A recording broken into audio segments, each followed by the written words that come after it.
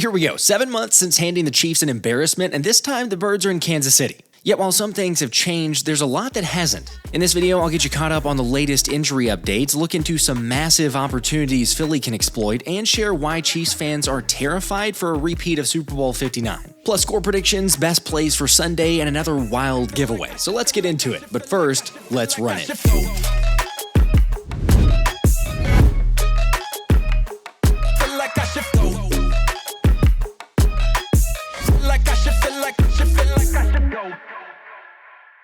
What's up, guys? Another weekend and another massive opportunity for the Eagles. Seriously, winning the Dallas game was huge, but you could argue that the Kansas City game is even bigger. Granted, the same argument could be made for the Chiefs since they're playing for revenge and to avoid going 0-2. Yet for those saying a loss on Sunday to Mahomes is somehow acceptable when looking at it through that lens, that's just a loser's mentality. No, man. I believe you get your ass kicked saying something like that, man. Amen. And look, I get it that Mahomes has not lost 3 games in a row in his career. However, the other first that we'll be witnessing on Sunday is that it'll mark the first time the NFL's ever seen 2 quarterbacks face off in the regular season after winning Super Bowls against one another. So call it the grudge match. Because Jalen Hurts and Patrick Mahomes' head-to-head record is 1-1 in the regular season and now 1-1 in the Super Bowl. Yet while it's a first for 2 quarterbacks to play each other in the regular season when both have beaten each other in the big game, it's actually the 11th rematch of a Super Bowl in the following season. And in case you didn't know, the Super Bowl winning team has won 7 of the 10 previous matches. Now, naturally, I'm taking the Eagles to win. I think a lot of us are, but speaking of winning, if you want a chance to win 2 Eagles tickets to any regular season game, then listen up. Last week, you guys blew my mind because I said if the game preview video got 4,000 likes, then I'd give away 2 tickets to one lucky person predicting the first touchdown score.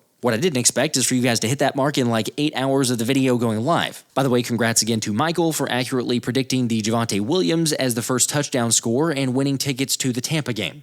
However, the crazy part is, despite the incredibly impressive showing last week, Underdog, the sponsor of today's video, is betting we can't run it back and get 4,000 likes. You're gonna regret it. You know what to do. Hit the like button on this video, make sure we can get to 4,000 likes, make sure you subscribe to the channel, and then go down to the comment section to let me know who the first touchdown scorer is, because if you get it correctly, you will have a chance to win 2 Eagles tickets to any game of your choice. So good luck to you. Remember, make your prediction, come hang out with us during the live stream, and then as long as the Eagles win and this video gets 4,000 likes, I'll draw for one person who got their pick correct to win tickets at the end of the game. Again, huge kudos to Underdog for putting up the challenge. But really, that's par for the course with them because they got all kinds of insane promos all season long. And as one of the official season-long sponsors, you won't get a better deal than when you scan the QR code and sign up with my code PHILLYSPECIAL, where new customers can play $5 and get $50 in bonus funds plus a free gimme pick. Of course, Philly has played incredibly well against Kansas City, especially under Nick Sirianni during his tenure, so it feels like there's a couple gimme plays there as well. Believe it or not, the Birds are averaging better than 31 points per game over their last 4 matchups, which is no surprise, a huge credit to Jalen Hurts. Come on, QB1 has a career passer rating of 100.2 versus KC and has absolutely feasted against Steve Spagnuolo's defenses in the past. And in case you're wondering where, that's particularly with the deep ball, as Hurts has hit a deep shot of at least 37 yards in every contest, which is why the higher on his longest completion is a no-brainer. Of course, with the Dallas Goedert news and him being out, that changes things, but I really feel like Jahan Dotson was going to, or felt like he was going to be an X-factor anyway, but even more so because the Chiefs will be focused on Saquon Barkley, A.J. Brown, and Devontae Smith. And for some reason, the rest of the league is still sleeping on Dotson, so he should easily fly higher than his receiving total. Heck, he had way more than that in the Super Bowl and has had much better rapport with Jalen from the offseason working together. And then on defense, the Eagles are a little bit more vulnerable, but that comes down to mainly the one thing that we ask, what will Adoree Jackson do? Because despite giving up the world to CeeDee Lamb in Week 1, Vic Fangio said he'll be starting Adoree Jackson. So, with Xavier Worthy very likely sidelined due to a shoulder injury and Hollywood Brown getting locked down by Quinyon Mitchell, the higher on receptions for Juju Smith-Schuster should be a lock. And finally, my favorite play of the game is A.J. Brown to bounce back in a big way. After not getting a single target until 2 minutes left in the game last week, which is, again, I know crazy even saying that, having experienced it, but I'd expect Philly to force the ball his way.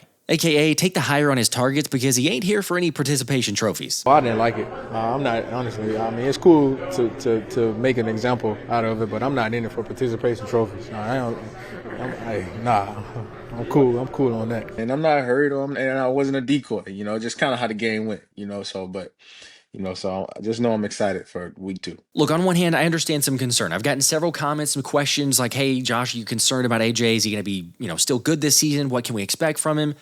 But remember, honestly, I don't even have to tell you this. You could check your fantasy teams and realize A.J. Brown was not the only wide receiver one that had struggles throughout the NFL in week 1. And the good news for A.J. and the entire Philly passing game for that matter is that Kansas City uses man coverage a whole lot more than Dallas, which is something that is extremely concerning to Chiefs writer Seth Kaiser. I'm really afraid that the Eagles are going to put up 40 on the Chiefs. The way that they can attack the field is a way that the Chiefs are vulnerable to in terms of some of the middle of the field problems that we've seen. And I think Spags will sell out a little bit for him to make sure Saquon doesn't take the game over, which you kind of have to do. I get that.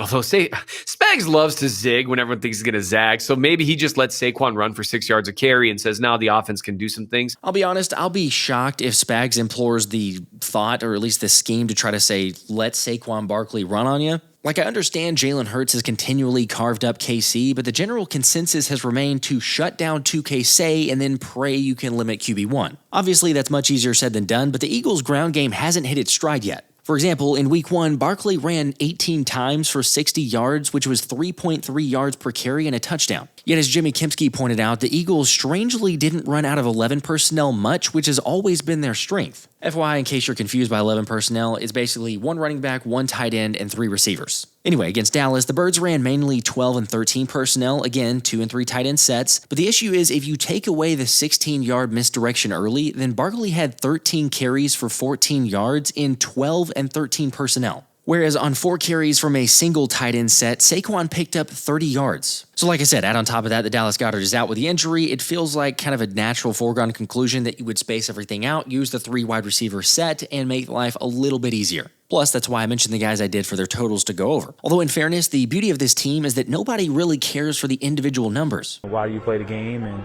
obviously you want to get all pros, and you want Super Bowls, and you want to go to Hall of Fame.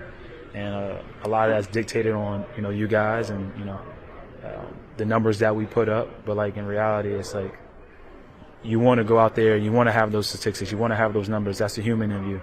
But at the end of the day, I had 2 seasons where I had 2,000 yards and 15 touchdowns. One was my rookie year, and one was here and looked really different. And I'll take last year over my rookie year any single time. And it's all about winning. So it doesn't really matter. The numbers don't really matter. Exactly. If we're waking up on Monday with a win, nobody's really going to care about who went off and who struggled. However, I would argue that a key matchup to ensuring success will be Chiefs defensive tackle Chris Jones versus Landon Dickerson or Tyler Steen. Because despite holding up well in the Super Bowl, the last time these teams squared off at Arrowhead, Jones had 2 sacks in the first half. Plus, let's not forget some of the struggles the Birds had with Dallas and Landon Dickerson's recent back injury. So yeah, it's absolutely evident that there are some legit questions and about how much time Jalen Hurts will get in the pocket, especially with a little added emphasis from Jones. Philadelphia Eagles come in the town. We still have a bad taste in our mouth from the Super Bowl, so everyone is in a good space. Well, unfortunately, we didn't win. It gives us a little more of an edge that we didn't win, that we get to have an opportunity to play these guys again, against a heck of a team, starting with Jalen Hurts and those outside receivers of his. And, this is a heck of a team. Saquon, you can go on and on about the talent that these guys have on their offense. So, for us, offers the challenge to play them again and also get some payback. For the record, I do think the offensive line is going to play better in week 2 than they did against Dallas. And honestly, it's Kansas City that has more to worry about when it comes to the O-line. Like, you realize the Chargers ended up with 2 sacks, 4 quarterback hits, and a ridiculous amount of pressures on Mahomes in Brazil. And also, the ground game was hardly there, which is why Andy Reid elected to run it just 10 times for 41 yards between Isaiah Pacheco and Kareem Hunt. Let's be honest, though. Their top 2 backs in 2024 was also Hunt and Pacheco, and they averaged 3.7 yards per carry. So it's not really a dynamic running game, which is why I'll say some things have changed, but a lot of them haven't. Take the Kansas City O-line, for example. Center Creed Humphrey and guard Trey Smith are pretty rock solid.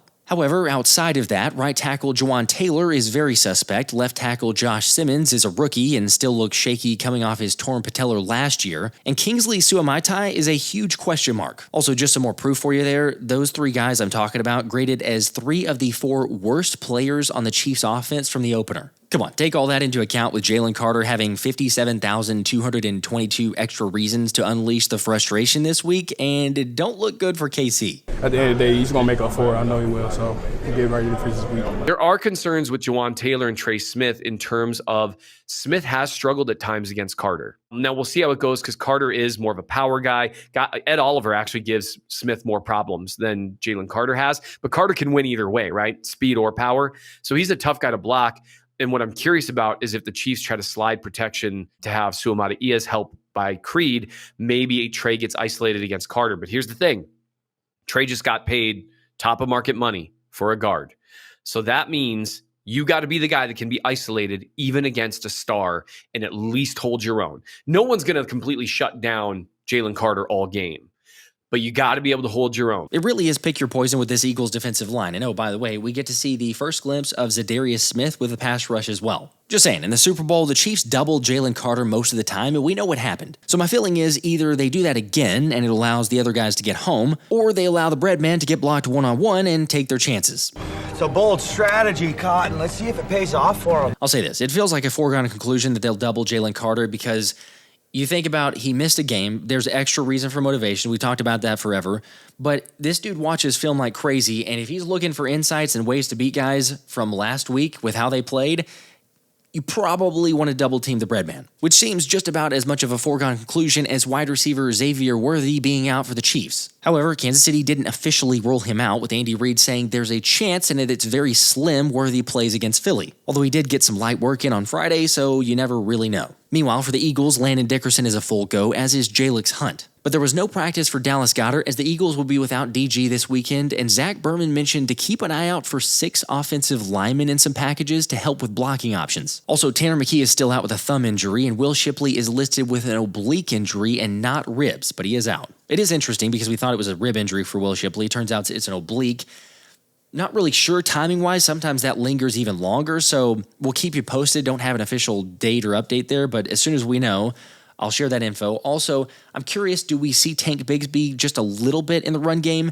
Maybe, probably more so with just the kick return since he's so new, but, wouldn't mind a couple packages there. Anyway, as for the weather forecast, take this like you would any weather forecast because who really knows? Yet at this time, the expectation at Arrowhead Stadium is the temps in the 90s and partly sunny, along with an eventual thunderstorm in the area. I know that's the last thing that we want, but it depends on where you look, but AccuWeather gave it a 55% chance of rain along with the wind at 10 miles per hour and gusts blowing upwards of 25 to 30 miles per hour. Speaking of the weather, had the Saquon snow game to give away. I mentioned this on the past video, so as long as you'd commented, you'd gotten entered. As always, that's courtesy of Jordan Spector of Spector Sports Arts, but congrats to Tyro Montague or Montague for winning the piece. As always, just email me or DM me on one of the socials so that I can get your information and make sure that it gets out to you. Of course, we're not done. There's plenty of other giveaways. There's lots of other stuff to talk about for Sunday, which is why I had Anthony DiBona on to get us caught up on everything the Birds are looking at. The Eagles not having Dallas Goedert, what type of impact does that have for Sunday's game?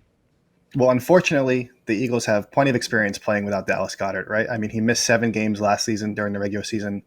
They went 6-1 without him in those games. The only loss was that Week 16 loss to the Commanders, where obviously Jalen Hurts was knocked out.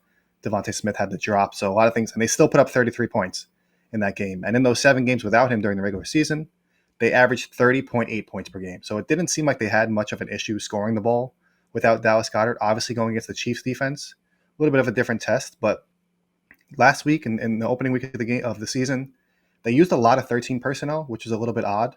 17.7% of their snaps were in 13 personnel using 3 tight ends, where if you look at last season as a whole, only 3.9% of their snaps were in 13 personnel. So now without Goddard, obviously their top tight end, hopefully they're going to use a little bit less of those condensed formations, use a little bit more 11 personnel, spread out the Chiefs defense, kind of not allow Steve Spagnuolo to disguise so much, and hopefully they can take advantage of it that way. So what we want to see, I'm curious because it's like the chess match for every team, but especially the way that we saw the Super Bowl play out, and we've seen other instances as well, but it's like, man, the Eagles passing game is usually what carries them. You just think back to Jalen Hurts, and he's played really well against Steve Spagnuolo's defense.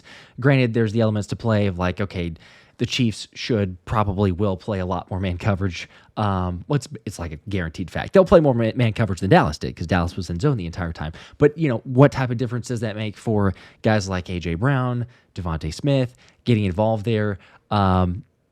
it'll be interesting. I'm just excited, honestly, to see that part, because some people are like, oh, are they going to try to shut down Saquon Barkley again? Does it mean that Jalen Hurts is going to have that other opportunity?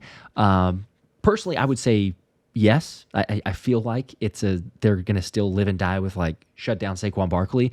But either way, I think you like the chances. At least you see the weapons that the Eagles still do have versus the ones that Kansas City already didn't have, and they also don't have Xavier Worthy. Yeah, and I mean, the thing with Xavier Worthy is he went out early in week 1, but the Chiefs still kind of tried to push the ball down the field, right? I mean, they had 3 different players, Hollywood Brown, Travis Kelce, and Tyquan Thornton, all had a catch of over 35 yards against the Chargers. And I know, granted, the Chargers kind of won that game rather convincingly. It wasn't too much of a fight from the Chiefs, but they made things interesting. Patrick Mahomes using his legs, and they were still. It was a clear emphasis that they were trying to push the ball down the field, right? Even without Xavier Worthy, who was easily their top wide receiver, without Rashee Rice, obviously due to the suspension, and he has that game-breaking speed. But everybody saw it in the Super Bowl with the late touchdowns, the garbage time touchdowns that everybody likes to talk about. But he didn't really have much of an impact when it mattered. But it's still a big loss for the Chiefs' offense. So it's going to be interesting to see how they adapt. But the Eagles can't really fall asleep and allow them to throw the ball over the top. Yeah, because we have lots of drops that occurred against Dallas. The Eagles still won, but I think that you go back to that game and you're like, man, there were certainly a lot of opportunities that could have changed the game. The game could have been different. I understand it's coulda, shoulda, woulda. We're not trying to go in that route, but at the same time, it's like, okay, there's some areas they need to clean up. Vic Fangio talked about this earlier in the week, starting Adoree Jackson again. That is the obvious. There's no denying it. Every single Eagles fan can tell you, number one, if you ask like, hey, what's the weakness? Where's the area of concern? Where's the anxiety coming from? It's Adoree Jackson and the CB2 spot. Who's going to take advantage of that? Do you see KC? I mean, you kind of already mentioned that, I guess, with the explosive plays, but do you see Kansas City being able to exploit that area? And I guess, is there another area that the Eagles should keep an eye on as well? Well, I mean, I think they're going to try to exploit it, right? It's just a matter of, did the Eagles kind of learn from their lesson last week? They got very fortunate, like you mentioned, with CeeDee Lamb having, 3 or 4 drops, especially in key moments. So they still have the personnel to kind of throw it deep. I know I mentioned Tyquan Thornton having a big catch last week. He is kind of like similar to Xavier Worthy, where he does have that element of speed, and former second-round pick. He was drafted that high for a reason. Obviously, things didn't work out in New England. Now he's in Kansas City, but he has that ability. So the Eagles, like I said, they can't fall asleep. And I know Adoree Jackson was the easy target, and I've talked about it on the show, but Quinyon Mitchell was beat deep quite a few times that it didn't work out for the Cowboys, but he needs to be a little bit better. Everybody needs to be better in the secondary. So hopefully the Eagles kind of learn from week 1, and they're going to adapt moving forward, because the Chiefs are going to push the ball down the field. And in the meantime, another thing to watch for is they got to Dak Prescott a few times in week 1, but they were never able to really wrap him up. And Patrick Mahomes, on the flip side, had almost 60 yards rushing last week, a bunch of scrambles, kind of like Jalen Hurts did in week 1 as well. So if they can't wrap him up and they keep these plays alive, watch out for Mahomes with his legs as well. It's one of those constant themes that we continue to see. Tyquan Thornton, by the way, yes, very familiar Baylor guy. So as I naturally would be, hopefully does not do anything. Right, he can play other games, not on Sunday, not against the Eagles. Otherwise, we would say wish him luck outside of that. There's been lots of comments on this, and again, you would go to social media. Everyone talks about build this game up. It's a big game. It's a very big game. All things considered, there's everything to play for. The Chiefs, could start out 0-2, which would be kind of crazy. Patrick Mahomes has never lost 3 games in a row in his career before. That could also happen, assuming that they were to lose on Sunday. So big ramifications. Even the injuries considered there. I've heard back and forth of kind of being asked the question like, hey, can we get a similar repeat to the Super Bowl? Are the Eagles going to blow them out? Do you see 40 points from the offense, things like that? What do you think? Are you of the mindset that this thing could be a similar facet, or is this going to be a closer? It's in Kansas City, obviously, so it's different with a scenario in the venue. But what do you think there? My guess is, and we'll get into our score predictions a little bit later, but I think it's going to be like a relatively high-scoring shootout, kind of similar to last week before the weather delay.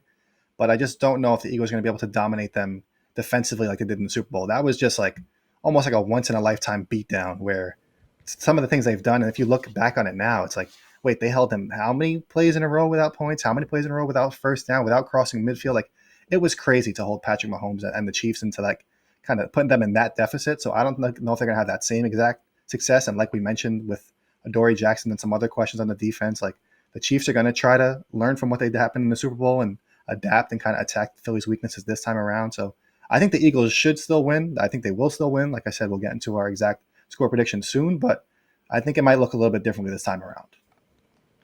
I'm curious to get your thoughts too on the difference because we mentioned Dallas Goedert being out, right, and the differences of personnel and playing positions, but the idea was thrown out. I think Zach Berman was the first one that I saw on Twitter, but shout out to him. But the idea of potentially the Eagles looking at 6 offensive linemen in some formats, in some settings there. Do you see that paying dividends, at least as far as the run game goes for Saquon? I mean, if they try to use those 13 and 12 personnel packages so much in week 1, I mean, if you go back and watch, Grant Calcaterra's blocking it's atrocious. He hasn't gotten any better, unfortunately, in his career in the Eagles. So it's like, and then Kylan Granson, he tries to block, but he's a much smaller tight end than Dallas Goedert. So significant drop off as far as the tight end blocking goes this week without Dallas Goedert. So yeah, I could definitely see them using Fred Johnson and kind of mixing things up if they do want to go with those kind of jumbo packages. But like I said, against Spagnuolo's defense, I think you'd rather try and spread them out and take advantage. So they have to kind of show those disguise blitzes that they normally would be able to hide in a condensed kind of set where now all these guys are right around the line of scrimmage. They don't really have to show anything pre-snap. If they're out wide, if that corner is going to blitz, he's going to have to sneak in a little bit. He can't just stay all the way out there. So we'll see what they do, but I think kind of using Fred Johnson as a 6th offensive lineman would be interesting as well. Kansas City, that is definitely the area, maybe a little better with the run stopping. So I agree. So to spread them out. For people watching this video earlier, there's a clip, obviously, that I played from Cole DeRue's How About Those Chiefs? So the YouTube channel there, but he had Chiefs writer Seth Kaiser on, and he was mentioning the differences. So feel free to go check out their interview. Great interview. If you want more insight, you want to do some self-scouting on the enemy, some more behind the scenes, but similar to what Anthony's talking about here. Other areas for the Eagles to exploit, perhaps, just areas of opportunity as well. What do you see? Is there an opportunity for A.J. Brown? I know that he does not want to be getting a participation trophy after this game. And you actually had an interesting stat maybe for A.J. coming off of a lesser outing from week 1. Yeah, so since arriving in Philadelphia in 2022, A.J. Brown has had 2 catches or fewer in 3 regular season games. And he's played a game the following week. Every single time the following game, he's had exactly 5 receptions. The yards have varied. They've been around the 40s or over 100 yards in a certain game, but he's always had exactly 5 receptions. So I would expect them. I don't think they're going to necessarily 5 receptions on that first drive. But he's going to get a lot more looks than it was last week. I think he handled it well in the media overall with not really falling for any of the questions and saying anything too controversial. I think he handled it really well, and I think they'll reward him with a big performance in this game. And then on the flip side, one of the things I would watch for the Chiefs is rookie left tackle Josh Simmons, and then second-year left guard, who was their left tackle at times last season, Kingsley Suamaitai. I believe that's his last name. I could have botched that, maybe not. It's close but enough. They each allowed 3+ pressures last week. Simmons had a penalty or 2 here and there. Overall, Simmons looked really good, but I think Suamaitai can kind of be taken advantage of, and it's going to be interesting to see if the Eagles do move the interior of the defensive line around, where Jalen Carter is now playing over him. Maybe Darius Smith plays on the interior, which he's done in the recent years as well. In his first game with the Eagles, we'll see if they kind of use him both on the edge and on the interior to kind of give the Chiefs offensive line these different looks. So those are the 2 things that I'd be watching for. It's interesting because people have mentioned the balance of Suamaitai and just some areas of concern there. I'm also curious to see more Ojomo, because if they have Jalen Carter, and it's a little bit different because, it's not the same type of personnel. It's similar, but as far as the Eagles go, right, for the defensive line. But a lot of those snaps, if you go back to the Super Bowl, a lot of those snaps were Jalen Carter getting double teamed by Creed Humphrey and Trey Smith. And then it was like, hey, everybody else, you just hold up, right, as much as you can. Now, obviously, they didn't happen because the Eagles were getting into the backfield nonstop against Patrick Mahomes. But I'm curious to see, do they, as you're talking about, do they try to match up with Jalen Carter and they say we're going to double team him, whether he does try to go to the left side or the right side, just match up with Creed Humphrey and whoever the guard is on that side? Or do they go, good luck, especially if it's against Trey Smith because they paid him all that money, and do they say, it's yours as best you can, hold up against the bread man? He's going to have extra motivation, obviously, because he didn't play in week 1.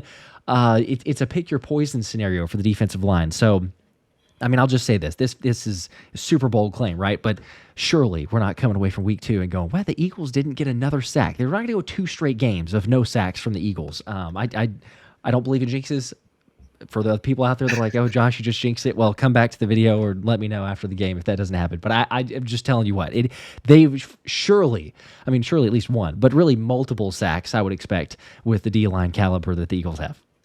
Yeah, and I mean, another guy that I wanted to mention, and now that's the perfect time, is Joshua Uche, right? Versus his former team that he was on the Chiefs last year. He was kind of given that Bryce Huff treatment. He was healthy and active for the Super Bowl, right? So now this can kind of be his get-back game where he had a great performance last week and limited snaps. He didn't get a sack, but he registered a ton of pressures. I know everybody was sharing out how he had the highest pass rushing grade in week 1 or whatever it was for Pro Football Focus, but he was beating the right tackle, the left tackle with different moves, inside, outside rush, second move. So it's going to be really fun to kind of see him get a chance to go back at it against the Chiefs. We take the grades with a little bit of a grain of salt, but at the same time, it's at least a baseline to get a metric, to say like, wait, how are they doing? And I shared this earlier here in this video, but again, it's just like you look at the Chiefs' offensive line, and 3 of their 4 worst grades from the offense last week against the Chargers were Simmons, Suamaitai, and Juwan Taylor. So again, it comes down to pick your poison. Who's going to get the one-on-one matchups? Is it Nolan Smith? Is it Jalyx Hunt? Is it Zadarius Smith? Does he make an impact in the first game? I'm excited to see this defensive line. So sharing those as far as predictions.